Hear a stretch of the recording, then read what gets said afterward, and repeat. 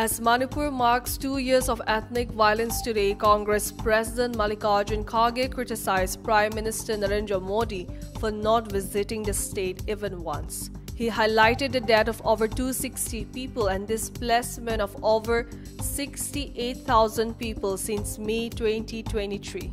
Kharge questioned Modi's neglect, noting his 44 foreign and 250 domestic trips but no visit to Manipur. He also condemned the delay in imposing President's rule despite public demand. The center today imposed an immediate ban on the direct or indirect import and transit of all goods originating in or exported from Pakistan, effectively bringing bilateral trade to a halt. The suspension followed another ban announced earlier in the day, marking a complete cessation of trade between the two neighbors. According to Ajay Srivastava, founder of the Global Trade Research Initiative (GTRI), India's import from Pakistan, valued at around $500,000 will now fall to zero following the government's decision.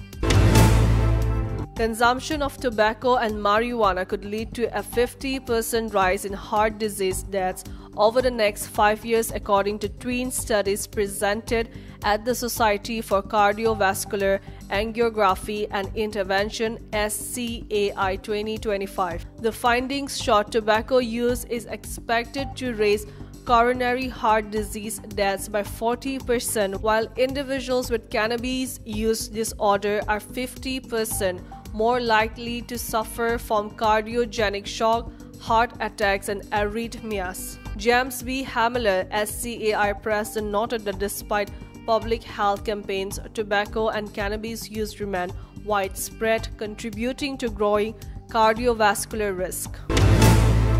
The Karnataka police today registered an FIR against popular Bollywood singer Sonu Nigam following his controversial remarks linking a demand for Kannada song to the April 22nd Pahalgam terror attack.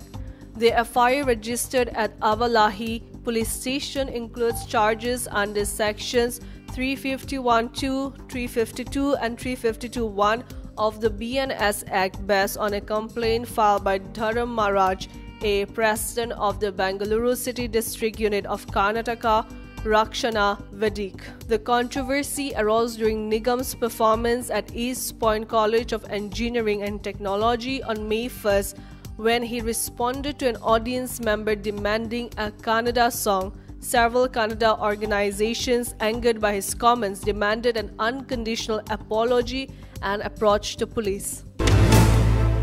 Newcastle United's Champions League hopes have been dented as Eddie Howe confirmed Joe Linton is unlikely to return this season due to a recurring knee injury. Currently in Brazil for recovery, the midfielder missed last week's 3-0 win over Ipswich. In his absence, the Magpies will depend on Lewis Miley, Sean Longstaff, and Joe Willock. Eddie remains hopeful about Willock stepping up. Newcastle are third in the Premier League, just 2 points ahead of 6th place Nottingham Forest.